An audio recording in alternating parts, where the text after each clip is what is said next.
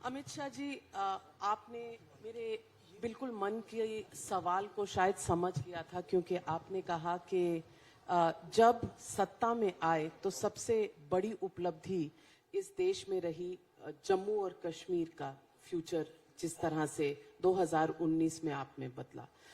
मैं पहले एक पर्सनल नोट पे आपसे पूछती हूँ कि आपके कार्यकाल में आपकी सबसे बड़ी उपलब्धता आप क्या जम्मू और कश्मीर को मानते हैं, और क्या इसकी वजह से दुनिया में भारत ने एक नया स्टेटमेंट दिया? देखिए, मेरी व्यक्तिगत कोई उपलब्धि नहीं होती है। मैं मोदी जी की कैबिनेट का सदस्य हूं। पूरी कैबिनेट की उपलब्धि होती है, पूरी सरकार की उपलब्धि होती है। मगर हाँ, जम्मू कश्मीर में मोदी सरकार ने बहुत बड़ा परिवर्तन किया है। वर्षों से एक प्रचारित किया जाता था कि धारा 370 के कारण ही जम्मू कश्मीर भारत के साथ जुड़ा है। आज धारा 370 नहीं है, 35 नहीं है, जम्मू कश्मीर भारत के साथ जुड़ा है। और लगभग 30,000 पंच सरपंच लोकतंत्र को जम्मू कश्मीर में परकोलेट कर कर एक नई पीढ़ी, वहां लोकतांत्रिक पीढ़ी नई खड़ी हो रही है। 56,000 करोड़ का इन्वेस्टमेंट आया है।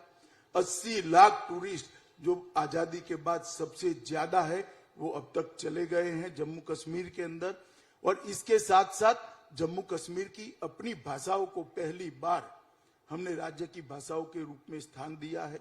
वहां जो पिछड़े हैं, दलित है, आदिवासी है, उनको आरक्षण का फायदा मिला है। महिलाओं को अपना अधिकार मिला है। जम्मू कश्मीर में हर घर में बिजली पहुंचाने का काम समाप्त हो चुका है। हर घर में जल से नल पहुंचाने का काम समाप्त हो चुका है। जम्मू कश्मीर में हर व्यक्ति को, देश भर में सिर्फ गरीबों को है, जम्मू कश्मीर में हर व्यक्ति को 5 लाख तक का इलाज आज सरकारी व्यवस्था से फ्री ऑफ कॉस्ट हो रहा है। और जम्मू कश्मीर में इन्वेस्टमेंट के कारण नई ऊंचाई जम्मू कश्मीर हासिल कर रहा है। और जहां तक आतंकवाद का सवाल है, मैं इतना निश्चित रूप से कह सकता हूं कि 90 के दशक में जब से आतंकवाद शुरू हुआ, तब से लेकर आज तक आतंकवाद की सबसे कम घटनाएं और पथराव शून्य हो गए। बहुत बड़ी उपलब्धि है मोदी सरकार की, इसमें दो राय नहीं है। और बड़े बड़े सुरक्षा के क्षेत्र के पंडित कहते थे कि धारा 370 को छूना मत, हाथ जल जाएंगे। धारा 370 चली गई, जम्मू कश्मीर आज खुशहाल है।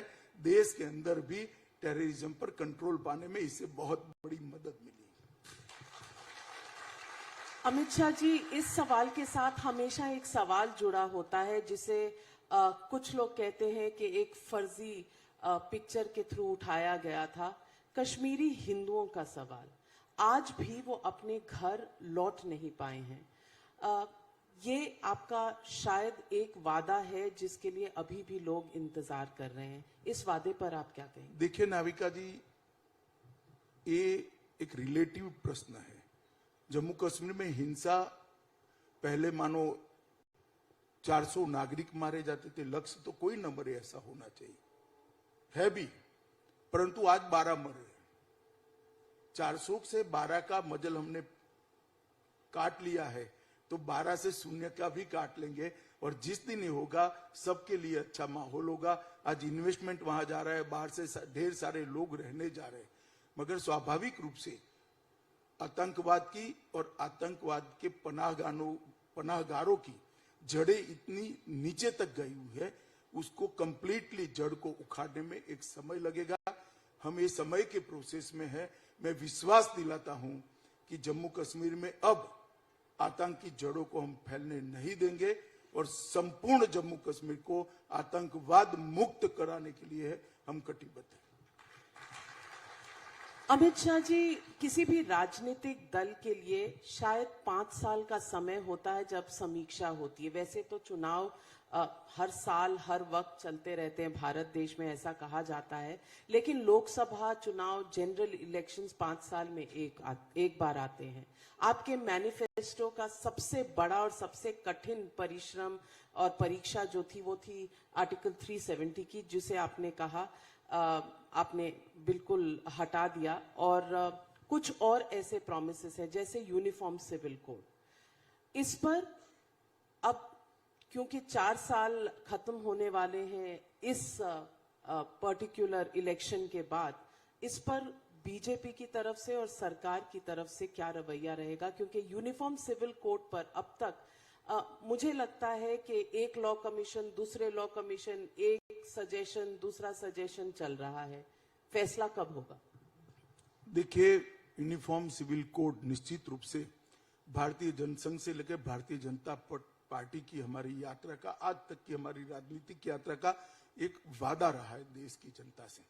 और न केवल भारतीय जनता पार्टी, संविधान सभा ने भी देश भर के विधानमंडलों को और संसद को ये सलाह दी है कि जब भी उचित समय आए यूनिफॉर्म सिविल कोड इस देश में आना चाहिए, क्योंकि किसी भी पंथ निरपेक्ष राष्ट्र के लिए, राज्य के लिए धर्म के आधार पर कानून नहीं होने चाहिए। अगर राष्ट्र और राज्य पंथ निरपेक्ष है तो धर्म के आधार पर कानून कैसे हो सकते हैं? हर धर्म के मानने वाले के लिए एक कानून होना चाहिए जो देश के विधानमंडल और देश की संसद पारित करे। परंतु over a period of time सबने संविधान सभा के एक कमिटमेंट को भुला दिया। भारतीय जनता पार्टी के अलावे आज कोई पार्टी यूनिफॉर्म सिविल कोड के पक्ष में नहीं है, ना बोलते हैं। हाँ, हिम्मत कम होगी तो विरोध नहीं करेंगे, मगर ये नहीं कहेंगे कि हाँ लागू करिए, हम आपके साथ खड़े। हम लोकतंत्र के अंदर है, लोकतंत्र के अंदर एक स्वस्थ बहस जरूरी है। जब इतने सारे राजनीतिक दल का एक अभिप्राय हो और मेरे राजनीतिक दल का दूसरा अभिप्राय हो, मनसा चाहे कोई भी हो, वोट प्राप्त करने की हो या जो हो, मगर उनका एक अभिप्राय है कि यूनिफॉर्म सिविल कोड अभी नहीं लाना चाहिए, तो इस पर एक स्वस्थ और खुली बहस की जरूरत है। तो भारतीय जनता पार्टी ने जहां जहां भारतीय जनता पार्टी का शासन है वहां 3 राज्यों में अब तक, हिमाचल, उत्तराखंड और गुजरात में, हमने एक पैनल बनाया है और पैनल सुप्रीम कोर्ट के रिटायर्ड जज और हाई कोर्ट के रिटायर्ड चीफ जस्टिस की अध्यक्षता में बनाए हैं। और सारे दल, समाज जीवन के सारे लोग और सभी धर्म संप्रदाय के लोग उनके सामने अपना अपना पक्ष रख रहे हैं। उस पर जो एडवाइस आएगी इसके आधार पर हम काम करेंगे। और स्वाभाविक रूप से इस प्रकार के शिखर सम्मेलन और इंटरव्यू में भी इस पर एक स्वस्थ बहस छिड़ी हुई है, तो देश की जनता को भी मन बनाने में इससे बहुत बड़ा मदद मिलता है। भारतीय जनता पार्टी में अभी भी कहना चाहता हूं देश की जनता को कि यूनिफॉर्म सिविल कोड लाने के लिए अड़िग है, ऑफर है और हम लाकर रहेंगे, परंतु सारी लोकतांत्रिक चर्चाओं की समाप्ति के बाद। आर्टिकल 370 एब्रोकेशन में भी कोई आपके साथ नहीं था, लेकिन आप जब चल पड़े तो आपने कर दिखाया। यूसीसी पर कदम क्यों खींच रहे हैं? टाइम फ्रेम क्यों नहीं? देखिए, दोनों में अंतर है। आर्टिकल 370 जब संविधान में लाया गया तब ही हमारे संविधान निर्माताओं ने दूरदर्शिता के साथ इसको टेम्पररी आर्टिकल कर कहा था, टेम्पररी आर्टिकल। और उसी वक्त आप संविधान की बहस भी पढ़ लीजिए। हालांकि जब अंतिम समय इसको इनकॉर्पोरेट किया गया तब लंबी बहस नहीं हुई है, जो भी कारण रहे होंगे, परंतु संविधान की स्पिरिट थी कि हमेशा संविधान का हिस्सा नहीं रह सकता स्पेशल स्टेटस। एक समय चाहिए जम्मू कश्मीर को भारत के साथ अच्छे तरीके से मर्ज होने का। मुझे लगता है कि 70 साल बहुत बड़ा समय है, बहुत लंबा समय है, और इस पर बाकी सारे राज्यों को कोई टिप्पणी देने की जरूरत भी नहीं थी, क्योंकि स्पेशल स्टेटस एक ही राज्य में था और जम्मू कश्मीर के राज्यपाल ने हमें दरख्वास्त भेजी थी, जिसके आधार पर हमने ये निर्णय करा था। तो आर्टिकल 370 और कॉमन सिविल कोड को आप एक तराजू में रखकर नहीं सोच सकते, दोनों के बीच में मूलभूत अंतर है। तो यानी कि 2024 के मैनिफेस्टो में यूसीसी फिर रहेगा?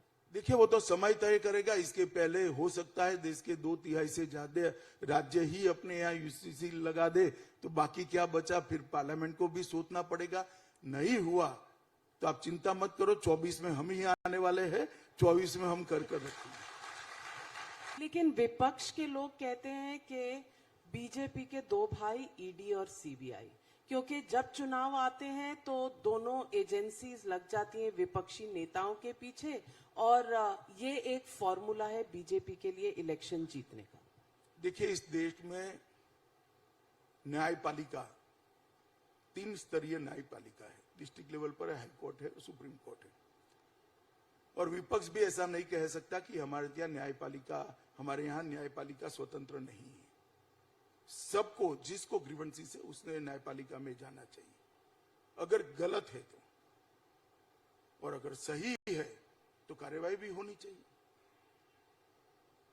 जो राजनीतिक दल चलाते हैं उनको आर्थिक अपराध करने का परमिट है क्या? और जब कांग्रेस के शासन था तब भी इन्होंने ये सब किया है। सब लोग न्यायपालिका में गए हैं। मैं अभी भी एक बात स्पष्टता के साथ करना चाहता हूं कि ये दोनों एजेंसियां स्वतंत्र रूप से काम कर रही है और किसी को भी इस पर ग्रीवेंसीज है वो न्यायपालिका में जाने के लिए स्वतंत्र है। जनता की तरफ से एक सवाल आपसे पूछती हूँ। आप कह रहे हैं उन्हें जवाब देना है, वो कह रहे हैं आप उन पर सख्ती कर रहे हैं, इसमें जनता कहाँ है? क्या कानून में या कॉन्स्टिट्यूशन में ऐसा कोई प्रावधान नहीं है कि जैसे आपने जेल के आईजी का तबादला कर दिया, उसको सस्पेंड कर दिया, वैसे ही आप एलजी के थ्रू प्रेसिडेंट को एक रिकमेंडेशन भेजे और सस्पेंड कराएं ऐसे मिनिस्टर को? नहीं है ऐसा कानून में प्रावधान।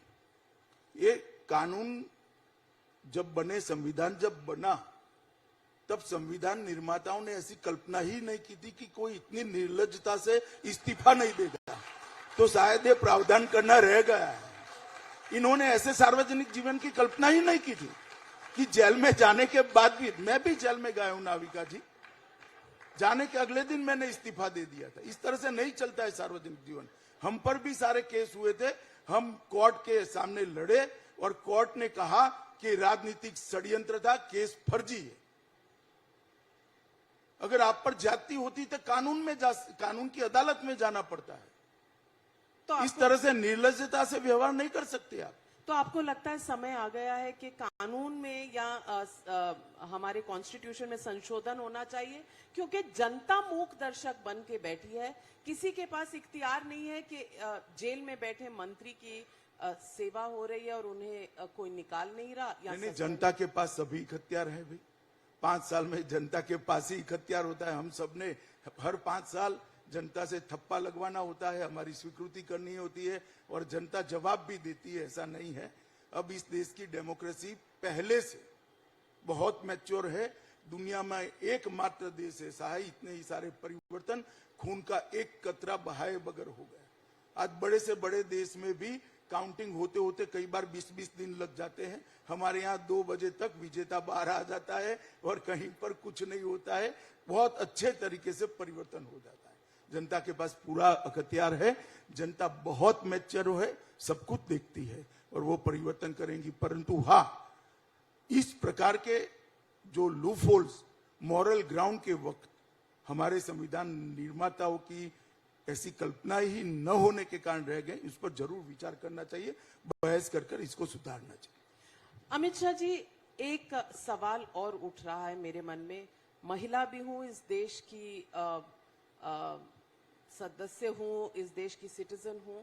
श्रद्धा, आजकल के दिन में हमारे सामने श्रद्धा का एक केस आया है। केस सिर्फ श्रद्धा का नहीं है, केस महिलाओं का है और केस कन्वर्जन और ये जिसे आम तौर पे लव जिहाद कहा जाता है। आपको लगता है कि एंटी कन्वर्जन लॉ की आवश्यकता है इस देश में, या जो हमारे पास कानून है क्या वो काफी हैं इस तरह की वारदातों को रोकने के लिए? देखिए, जहां जहां भारतीय जनता पार्टी की राज्य सरकारें हैं, हमने तो एंटी कन्वर्जन लॉ बनाए हैं। और गुजरात जैसे प्रदेश का तो मैं डिटेल बता सकता हूं, वहां सख्ती के साथ इसका इम्प्लीमेंटेशन भी करते हैं।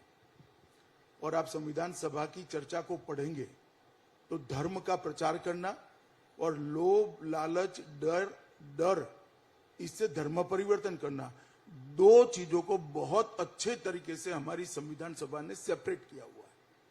आप धर्म का प्रचार कर सकते हो, परंतु सुविधाएं देकर, लोभ देकर, डर दिखाकर किसी को धर्म परिवर्तित करने के लिए मजबूर नहीं कर सकते। ये संविधान का स्पिरिट है। और अभी सुप्रीम कोर्ट ने भी एक याचिका हुई है, सुप्रीम कोर्ट ने भी इस बात को बहुत स्पष्ट किया है। तो मैं मानता हूं कि राज्यों के विधायकों का जो विधानमंडल है इसका एक काम है कि इस पर विचार करे। जहां जहां भारतीय जनता पार्टी की सरकारें हैं लगभग हर जगह पे हमने धर्म परिवर्तन के रोक के लिए कानून बनाए हैं और इसको इम्प्लीमेंट भी करें। नेशनल लेवल पर देखिए ये ग्रे एरिया है स्टेट सब्जेक्ट और सेंट्रल सब्जेक्ट का। अगर नेशनल लेवल पर करना है तो इसकी व्याख्या पहले करनी पड़ेगी कि राष्ट्रीय स्तर पर एक कानून हो सकता है नहीं हो सकता है। मैं इस पर एक और सवाल आपसे पूछना चाहती हूँ। जिस बर्बरता से श्रद्धा का मर्डर हुआ, एक चिट्ठी भी सामने आई, आपको लगता है कहीं स्टेट्स के बीच में कोऑर्डिनेशन की कमी या मुंबई महाराष्ट्र पुलिस और दिल्ली पुलिस इसके बीच में श्रद्धा का एक एग्जाम्पल बन गया है कि किस तरह नहीं, देखिए इसमें महाराष्ट्र पुलिस दिल्ली पुलिस के कोऑर्डिनेशन का कोई कमी नहीं है। मैं पूरे मामले पर मेरी नजर है। मैं देश की जनता को इतना कहना चाहता हूं कि जिसने भी ये कृत्य किया है कानून की अदालत के द्वारा कम से कम समय में कड़ी से कड़ी सजा दिलाने का काम Delhi police as a prosecution agency करेगी। परंतु जो चिट्ठी सामने आई है इसमें दिल्ली पुलिस का कोई रोल ही नहीं है। महाराष्ट्र सरकार के थाने में श्रद्धा ने एक चिट्ठी दी थी कि मेरे शरीर के टुकड़े टुकड़े कर कर फेंक देना और मार देने की मुझे धमकी दी जा रही है। मेरा गला घोंट कर हत्या का प्रयास भी किया गया। उसके बाद में वहां एक्शन नहीं हुआ। कल महाराष्ट्र के उप मुख्यमंत्री और गृह मंत्री देवेंद्र फडणवीस जी ने कहा है इसकी जांच होगी और जो कोई भी लोग इस पर जिम्मेदार होंगे, उस वक्त महाराष्ट्र में हमारी सरकार नहीं थी, मगर जो कोई भी लोग इस पर जिम्मेदार होंगे, अफसरों की बात कर रहा हूं मैं, इन पर कड़े कदम उठाए जाएंगे और कठोर कार्यवाही भी होगी। परंतु जहां तक ये जघन्य कृत्य का सवाल है, एक क्षण के लिए भी भारतीय जनता पार्टी की मोदी सरकार इसको सहन नहीं कर सकती। सबसे कम समय में सबसे कठोर सजा कोर्ट के माध्यम से दिलाने का काम हम करेंगे। अमित शाह जी, चुनाव चल रहे हैं, हिमाचल में वोट डल चुके हैं और गुजरात में सभाएं आपकी भी चल रही हैं, आदरणीय नरेंद्र मोदी जी प्रधानमंत्री जी की भी चल रही हैं, लेकिन कहीं ना कहीं राहुल गांधी जी बहुत नजर नहीं आ रहे। मैं आपसे पूछना चाहती हूँ, आपकी कंपटीशन में आपको कांग्रेस से ज्यादा कंफर्ट रहता है या अन्य पार्टियों से? देखिए, मेरा मानना है कि वहां स्पर्धा भारतीय जनता पार्टी और कांग्रेस के साथ है। आम आदमी पार्टी का वहां पर जो गुजरात की जनता का चुनाव का इतिहास है, वोट करने की पैटर्न है, इसमें 3 मौके ऐसे आए जब बहुत बड़े गुजरात के नेताओं ने एक अलग दल बनाया। सबसे पहले चिमनभाई पटेल ने बनाया जो गुजरात के पूर्व मुख्यमंत्री थे। उसके बाद में शंकर सिंह वाघेला ने बनाया, वो भी गुजरात के पूर्व मुख्यमंत्री थे। और उसके बाद केशुभाई पटेल ने बनाया जो गुजरात के पूर्व मुख्यमंत्री, मगर कोई भी 10 का आंकड़ा पारित नहीं कर पाया। गुजरात की जनता ने हमेशा ये 2 राष्ट्रीय राजनीतिक दल के बीच में ही अपने मत को विभाजित किया है। और अभी जो जमीनी चित्र भी दिखाई पड़ता है, दिल्ली के मीडिया में ललक रहती है कि कोई तो बीजेपी के खिलाफ खड़ी हो तो किसी न किसी को आगे बढ़ाने का प्रयास आप लोग करते रहते हो, परंतु जो जमीनी हकीकत है वहां पर सीधा सीधा भाजपा और कांग्रेस के बीच में स्पर्धा है। अमित शाह जी, क्योंकि आप जमीन पर हर डिस्ट्रिक्ट लेवल पर हमेशा समीक्षा करते हैं, अपनी रिपोर्टिंग डेज में मैंने खुद देखा है आप किस तरह से हर पन्ना प्रमुख तक से मिलते हैं। मैं आपसे ये पूछना चाहती हूँ कि आपका अपना आकलन क्या है, गुजरात में कितनी सीटें? क्योंकि पिछली बार 99 वर्सेस 77 था, इस बार? देखिए, गत चुनाव जो था गुजरात का, वो 3 बड़े जाति के आंदोलन कांग्रेस पार्टी ने खड़े किए। चुनाव के 1.5-2 साल पहले वो 3 जाति के आंदोलन के परछाई में चुनाव लड़ा गया। एक प्रकार से प्रदूषित चुनाव था, जातिवाद का असर था मतदाताओं पर, इसकी परछाई थी और वो परछाई में चुनाव लड़ा गया था। इसके बाद लोकसभा का चुनाव हुआ, हम 26 की 26 सीटें जीते। इसके बाद स्थानीय निकायों का चुनाव हुआ, हम 92% सीटें जीते और सभी यूनिट में आज गुजरात के हर जिला पंचायत में भारतीय जनता पार्टी का शासन है, हर म्युनिसिपल कॉर्पोरेशन में भारतीय जनता पार्टी का शासन। और उसके बाद जितने उपचुनाव हुए कमोबेश 98% उपचुनाव हम जीते हैं। तो बहुत स्पष्ट ट्रेंड है कि इस बार अप्रत्याशित रूप से भारतीय जनता पार्टी जीतने जा रही है और भारतीय जनता पार्टी अपने जीत के सभी रिकॉर्ड, सबसे ज्यादा सीट प्राप्त करने का रिकॉर्ड और सबसे ज्यादा मत प्रतिशत प्राप्त करने का रिकॉर्ड तोड़ेगी, इसका मुझे भरोसा है। नंबर नहीं देंगे इस बार? नंबर मतलब मैंने कह दिया तो हमारा रिकॉर्ड 129 का है, तो 129 के ऊपर ही जाएगा। 129 के ऊपर कुछ भी जा सकता है। मैं ये भी पूछना चाहती हूँ कि पिछले साल आपने पूरी वहां की व्यवस्था बदल दी थी, चीफ मिनिस्टर बदला, कैबिनेट बदला और नई पूरा कैबिनेट बनाया और मुख्यमंत्री। क्या गुजरात नरेंद्र मोदी है या लोकल लीडरशिप का भी असर है? क्योंकि गुजरात यानी नरेंद्र मोदी यानी गुजरात, कुछ इस तरह का रिश्ता है। नहीं, बहुत स्वाभाविक है, नरेंद्र मोदी ही गुजरात के हैं। नरेंद्र मोदी लोकल लीडरशिप नहीं, लोकल लीडरशिप का बहुत महत्व होता है, वो ही सरकार चलाते हैं, परंतु स्वाभाविक रूप से नरेंद्र मोदी गुजरात के हैं। नरेंद्र मोदी जी की सरकार ने, केंद्र सरकार ने गुजरात के लिए बहुत कुछ किया है और लोकल सरकार ने भी, गुजरात की राज्य सरकार ने भी बहुत अच्छे तरीके से काम किया है। इसका परिणाम है कि गुजरात आज देश के एक्सपोर्ट के अंदर 30% कंट्रीब्यूशन कर रहा है। सबसे ज्यादा एमएसएमई का रजिस्ट्रेशन गुजरात में होता है, सबसे ज्यादा स्टार्टअप का रजिस्ट्रेशन गुजरात में हुआ है, सबसे ज्यादा औद्योगिक निवेश प्राप्त करने वाले राज्यों में 10 साल से कंटिन्यूअसली गुजरात 1 से 3 में रहा है।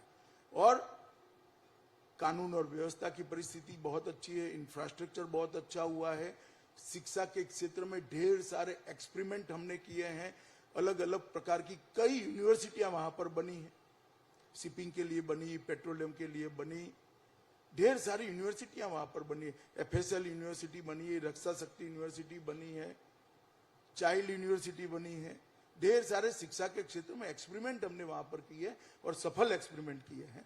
और गुजरात की जनता आज भी अड़ीक होकर कमल के साथ है, मोदी जी के साथ है, भाजपा के साथ। और हिमाचल प्रदेश? हिमाचल प्रदेश में भी हम रिपीट करने जा रहे हैं। आप मेरी बात याद रखना, जिस दिन काउंटिंग होगा गुजरात और हिमाचल दोनों जगह पे और एमसीडी में दिल्ली में, तीनों जगह पे भारतीय जनता पार्टी निश्चित रूप से जीतने जा रही है।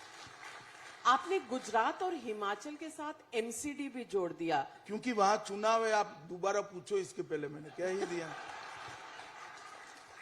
तो इसीलिए मैं पूछना चाहती हूँ, चाहे वो राष्ट्रीय चुनाव हो, चाहे वो स्टेट के चुनाव हो, चाहे वो एमसीडी के चुनाव हो, आपका हर तरफ पूरा का पूरा अग्रेशन रहता है। नहीं, देखिए, मैं तो अलग प्रकार का नेता हूं और भारतीय जनता पार्टी के ज्यादातर नेता इसी तरह के हैं। मैं बूथ से आया हूं। मेरे करियर की शुरुआत एक संघवी हाई स्कूल के बूथ नंबर 243 के अध्यक्ष के रूप में हुई थी। तो मैं तो बूथ तक के चुनाव को लड़ने की मानसिकता वाला नेता हूं और बूथ तक के चुनाव जीतना चाहिए, वो जुनून के साथ राजनीति में काम करने वाला व्यक्ति हूं। भारतीय जनता पार्टी की आइडियोलॉजी, केवल भारतीय जनता पार्टी की आइडियोलॉजी इस देश का भला कर सकती है, सही दिशा में जा सकती है, ऐसा मेरा मानना है। इसीलिए तो मैं भारतीय जनता पार्टी का कार्यकर्ता हूं। मैं सवाल ये भी पूछना चाहती हूँ कि एक डिबेट छेड़ी गई थी और ये डिबेट और बहस थी कि फ्रीबीज नहीं होने चाहिए किसी चुनाव में, लेकिन ये जो गरीब कल्याण योजना जिसको सोचा गया था कोविड के दौरान, क्या ये भी एक फ्रीबी नहीं है? ये सवाल विपक्ष उठाती है। जरा भी नहीं है। अच्छा हुआ आपने सवाल पूछ लिया। देश की जनता में भी बहुत सारी भ्रांतियां अगर होगी तो इसका निरसन आज हो जाएगा। देखिए, भारतीय जनता पार्टी की जितनी भी गरीब कल्याण की योजना है उसको और रेवड़ियां बांटने वाले कल्चर में मूलभूत अंतर है। भारतीय जनता पार्टी ने सबको गैस का सिलेंडर दिया है। गैस का सिलेंडर फिल करना मुफ्त में नहीं किया है। हमने सबके घर में बिजली पहुंचाई है, बिल वो उपभोक्ता भर रहा है। हमने सबके घर में शौचालय बनाया है, इसका मेंटेनेंस वो ही कर रहे हैं। हमने सबको घर दिया है, घर को आगे रिपेयर करना, चलाना और मेंटेन करना वो ही कर रहा है। हमने गरीब के जीवन स्तर को उठाने के लिए एक बहुत बड़ा गैप रह गया। 70 साल के अंदर देश में बहुत बड़ा तबका आगे निकल गया, वो वहां के वहां रह गए। तो हमने वो गैप भरने के लिए, उसके जीवन स्तर को उठाने के लिए बेसिक रिक्वायरमेंट पूरी करने का काम किया है। हमने उसके दैनंदिन जीवन में कुछ फ्री नहीं दिया है। जहां तक अनाज का सवाल है, सबको मालूम है कि कोविड आने के बाद लंबे समय तक लॉकडाउन रहा और कोविड की परछाई में एक स्लो डाउन भी आया, इकोनॉमी थोड़ी लड़खड़ाई भी। ढेर सारे छोटे छोटे काम करने वाले लोग, कोई रिक्शा चलाता है, कोई ठेला चलाता है, कोई रोज की मजदूरी करता है, इसको खाने की भी तकलीफ थी। उस वक्त शासन मूक दर्शक बनकर नहीं देख सकता। और भारत नहीं, सब लोगों ने बैंक अकाउंट में पैसे डाले हैं। हमने बैंक अकाउंट में एक भी पैसा नहीं डाला, उसको 5 किलो अनाज दिया है जो उसके खाने के लिए जरूरी है। तो इसको आप फ्री बीज कर नहीं देख सकते, और ये कोई परमानेंट योजना भी नहीं। ये कोविड की कारण जो स्लो डाउन हुआ और उसके जीवन पर, रोजमर्रा के जीवन पर जो असर पड़ा है, उसमें से उभरने के लिए दी गई सहायता है। और दोनों में अंतर है। अब कोई ये कहता है कि हम बिजली का बिल माफ कर देंगे, कोई कहता है हम ये मुफ्त कर देंगे, ये मुफ्त कर देंगे। अब वचन देते देते वहां तक पहुंचे कि गुजरात का बजट 2,42,000 करोड़ का, 42,000 करोड़ का है, और वादे हो गए 3,60,000 करोड़। अरे भाई, अभी का खर्चा कहां गया? तनख्वाह करनी, ये करना है, वो। अब 2,42,000 करोड़ को आपको 3,62,000 करोड़ करना है, तो नई 3,62,000 करोड़ का रेवेन्यू जनरेट करना पड़ेगा। कहां से करोगे? इसका कोई हिसाब नहीं, बोलते ही जा रहे हैं। तो इस गरीब कल्याण योजना में जो आप चावल, गेहूं सब दे रहे हैं, इसका भी तो बजट पर असर होगा। 3 लाख करोड़ निश्चित रूप से होगा, मगर वो एक निश्चित कालखंड के लिए, निश्चित सर्कमस्टेंसेस के कारण दी गई योजना है, स्टेट पॉलिसी नहीं है। और अब जो वादे हो रहे हैं, स्टेट पॉलिसी के वादे हो रहे हैं। तो अब ये निश्चित काल कब खत्म होगा? क्योंकि कोविड की वो तो हम ही तय करेंगे ना। आप क्यों चिंता कर रही हो इतनी? यानी कि चुनाव से लिंक्ड है?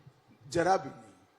2024 तक चलेगा? तो पहले भी होता, 19 के पहले भी होता, जो चुनाव से रिलेटेड होता। तो सवाल और भी पूछना चाहती हूं कि राहुल गांधी जी भारत जोड़ो यात्रा कर रहे हैं, और कांग्रेस पार्टी का कहना है कि उनको बहुत रिस्पांस मिल रहा है, भीड़ जुट रही है उनके साथ, और राहुल गांधी जी जब इस परीक्षा से बाहर निकलेंगे तो एक नया जन आंदोलन और नई क्रांति लेकर आएंगे। इस पर आपका क्या? देखिए, मैं तो हमेशा से परिश्रम का समर्थक रहा हूं। कोई भी व्यक्ति परिश्रम करे, इसका स्वागत ही है। परिश्रम से परिणाम भी मिलते हैं, मगर परिश्रम से परिणाम तब मिलते हैं जब परिश्रम सातत्यपूर्ण हो। अब आगे देखो। लेकिन कुछ तो बीजेपी घबराई होगी, क्योंकि ऐसी बातें कहने लगी कि राहुल गांधी अब सद्दाम जैसे दिखने लग गए हैं। देखिए नाविका जी, ऐसी चीजों को इतना तूल नहीं देना चाहिए। जब चुनाव होता है तब कई प्रकार की ऐसी चीजें बोली जाती है, कही जाती है, और जनता उसको सुनती भी है, 2 घड़ी मौज करती है। इसको मानकर कोई वोटिंग नहीं बदलता है। एक चुनाव में ऐसे कई प्रकार के बातें की जाती है। अमित शाह जी, सावरकर पर, जिसे वीर सावरकर बीजेपी मानती है, उस पर राहुल गांधी, माफ करना, बीजेपी नहीं, पूरा देश सावरकर जी को वीर सावरकर मानता है। बिल्कुल।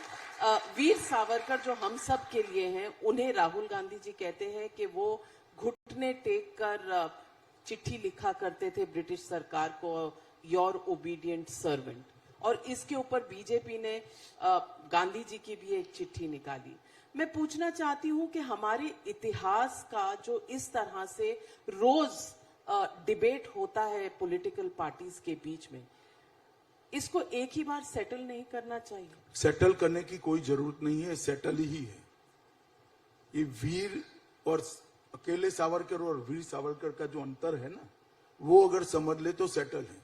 ये कोई पद्मश्री, पद्म भूषण, इवन भारत रत्न नहीं है जो देश की सरकार ने दिया है। 130 करोड़ लोगों ने सावरकर जी की देशभक्ति को वीर नाम से सम्मानित कर कर आजीवन एटर्नल तरीके से उसके नाम के साथ जोड़ा है, तब कोई वीर सावरकर बनता है। और ये जो लोग आज टिप्पणियां कर रहे हैं, 10 दिन सावरकर जी जहां 10 साल रहे वो जेल की कोठरी में रहकर बताएं। और समंदर के अंदर 600 किलोमीटर दूर से एक जहाज के अंदर से कूदकर आजादी के लिए जान दे देने का, आजादी के लिए जिंदा रहने का जो जज्बा था, इसके 10% भी किसी में हो तो सावरकर जी पर टिप्पणी करे। और देश में सबसे पहला प्रतिबंध अगर किसी पर लगाया अंग्रेजों ने, सबसे पहला प्रतिबंध लगाया तो सन 57 का स्वातंत्र समर उस पुस्तक पर, सावरकर के पुस्तक पर लगाया। सावरकर जी की पर टिप्पणी और इतनी भद्दी और ओछी टिप्पणी करने का अधिकार किसी को नहीं है। ये तो जब जाएंगे जनता के सामने तब जनता बताएगी उनको कि सावरकर जी के लिए बोलने का क्या मतलब होता है। मेरे जैसे कई लोग जीवन में सभी प्रकार के लक्ष्यों को छोड़कर वीर सावरकर के नक्शे कदम पर देश की सेवा करने के लिए आगे बढ़े। सावरकर जी के लिए इस प्रकार की ओछी बात करना किसी को शोभा नहीं देता है। लेकिन क्या ये रिएक्शन नहीं है, क्योंकि बीजेपी भी बार बार निशाना साधती है जवाहरलाल नेहरू पर, वो भी देश के पहले प्रधानमंत्री थे। देखिए, दोनों में अंतर है। जवाहरलाल नेहरू एक राजनीतिक दल के अध्यक्ष रहे, आजादी के बाद प्रधानमंत्री रहे, और उनकी लेगेसी को एक पार्टी आज तक भुनाती रहती है। सावरकर जी ना प्रधानमंत्री रहे, ना कोई राजनीतिक दल उनका चुनाव लड़ा है। दोनों के बीच में अंतर है। सुभाष बाबू और जवाहरलाल जी के बीच में अंतर है। जब मैं राजनीति में आता हूं तो मुझे लोगों की टीका टिप्पणियों सुनने की सहनशीलता रखनी चाहिए। क्यों ना करें लोग आरोप? मेरे व्यक्तिगत जीवन पर भी आरोप कर सकते हैं, कपड़े पर भी कर सकते हैं, बोलचाल की भाषा पर भी कर सकते हैं, और करते भी है। जब आप राजनीति के अखाड़े में आते हो तो अलग बात है। सावरकर जी इस देश के, पूरी देश ने जिसकी देशभक्ति को सर्टिफाइड किया है, स्वीकारा है, सम्मान किया है, ऐसे निसंदेह देशभक्त है। इस पर इस प्रकार की ऊंची बातें नहीं करनी चाहिए।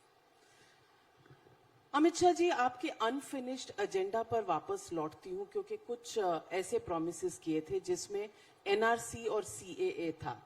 क्या अब ये ठंडे बस्ते में? कुछ ठंडे बस्ते में ही है। सीएए देश का कानून है, अब इसमें कोई बदलाव नहीं हो सकता। हमें रूल्स बनाने हैं। कोविड के अप्स डाउन के कारण इसको रखा था। कोविड अब समाप्त होने को आया है। मैं आज इतना जरूर कह सकता हूं कि सीएए का इम्प्लीमेंटेशन नहीं होगा, ऐसा स्वप्न देखने वाले भूल कर रहे हैं। सीएए वास्तविकता है और इस देश का कानून है। एक और बड़ा मुद्दा है जो इस देश में और देश की कोर्टों में चल रहा है, प्लेस ऑफ वर्शिप एक्ट 1991। इसके बारे में मैं पूछना चाहती हूँ, क्या ये कोर्टों के थ्रू ही जाएगा, जिस तरह से अयोध्या की पूरी लड़ाई कोर्टों के थ्रू गई थी, या इस पर सरकार कोई संशोधन ला सकती है? नहीं, देखिए, मामला कोर्ट में है। मेरी कोई टिप्पणी करने का तुक नहीं रहता है, बचता नहीं है कोई तुक, क्योंकि अयोध्या के जजमेंट के बाद अभी जो विवाद सामने आए हैं उसमें 91 का कानून भी अपने आप में एक प्रकार से चैलेंज में है। मैं नहीं चाहता कि सार्वजनिक मंच पर इस पर मैं कोई टिप्पणी करूं, मगर मैं इतना जरूर कह सकता हूं कि हर कोई कानून अदालत की लीगल स्क्रूटिनी से पास होना चाहिए। अब किसी ने चैलेंज किया है, देखिए अदालत क्या करती है। लेकिन सरकार पार्लियामेंट में कुछ सरकार को भी नोटिस दिया है। सरकार अपना एफिडेविट हलफनामा दायर करेगी। अपना जो हमारा जो स्टैंड है वो हम जरूर बताएंगे। अमित शाह जी, आपने सीमाओं की बात और सुरक्षा की बात करी तो विपक्ष एक सवाल और उठाता है और चीन को लेकर ये सवाल उठाया जाता है। हाल ही के समय में कुछ ऐसे भी बयान आए कि नॉर्दर्न कमांड पूरी तरह से तैयार है, बस सरकार के इजाजत की जरूरत है। मैं पूछना चाहती हूं, आज देश के सामने ये जो बार बार सवाल उठाया जाता है कि कुछ ना कुछ लैंड चीन के पास है और हमारी सीमाएं शायद अब भी चीन के सामने पूरी तरह से अभी अपनी सुरक्षा में या अपनी पूरी बातचीत में चीन के साथ कंक्लूजन पर नहीं पहुंची। कोई कंफ्यूजन नहीं है। चीन के साथ हमारा सीमा का विवाद बरसों पुराना है, जवाहरलाल जी की लेगेसी से है। और आज सवाल कौन उठा रहा है? जिनके समय में चीन में 1 लाख एकड़ से ज्यादा भूमि चली गई, वो उठा रहे हैं क्या? उनको तो इतिहास पढ़ना चाहिए। मगर जहां तक भारतीय जनता पार्टी की नरेंद्र मोदी सरकार का सवाल है, हम कटिबद्ध है।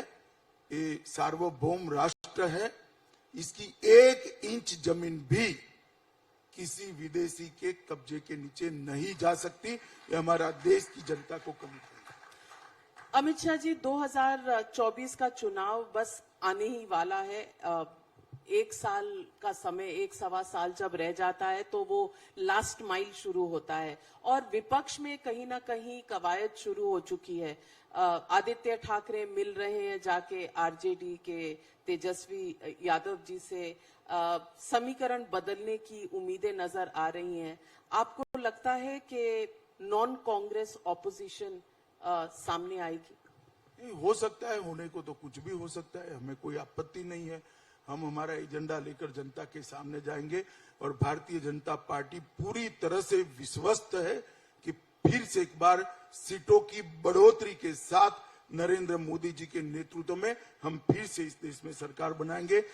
24 में भी एनडीए की सरकार बनेगी, भारतीय जनता पार्टी पूर्ण बहुमत प्राप्त करेगी। और साउथ में तेलंगाना में आपने पूरी ताकत लगा दी, फिर भी आप 10-12 हजार से बाई इलेक्शन में नहीं जीत पाए।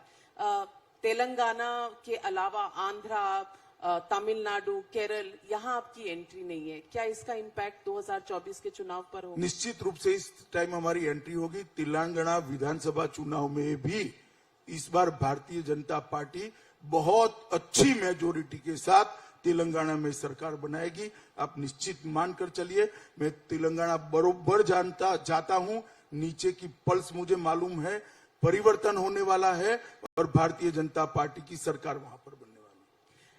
अमित शाह जी, जाने से पहले बस एक आखिरी सवाल आपसे पूछना चाहती हूँ। सवाल कि आपका अनफिनिश्ड एजेंडा में सबसे प्रायोरिटी पे आपने क्या रखा? देखिए, भारतीय जनता पार्टी का घोषणा पत्र ही मेरी प्रायोरिटी है। हम घोषणा पत्र को गंभीरता से लेने वाला राजनीतिक दल है, इसीलिए हम इसको घोषणा पत्र की जगह संकल्प पत्र नाम कहते हैं। भारतीय जनता पार्टी के जो भी संकल्प है हमारे प्रायोरिटी के एजेंडा में है। और जहां तक जिस मंत्रालय को मैं संभालता हूं, मैं इतना जरूर कह सकता हूं कि देश की इंटरनल सिक्योरिटी पर इतनी मजबूती से मोदी सरकार का ग्रिप है कि किसी को कोई चिंता करने की जरूरत नहीं है। आंतरिक सुरक्षा बहुत सलामत रहेगी और बहुत अच्छी स्थिति में आज आंतरिक सुरक्षा है। Thank you very much, ladies and gentlemen. Presenting to you Home Minister and Cooperative Sector Minister Amit Shah. Big round of applause. Thank you. Dhanyavad.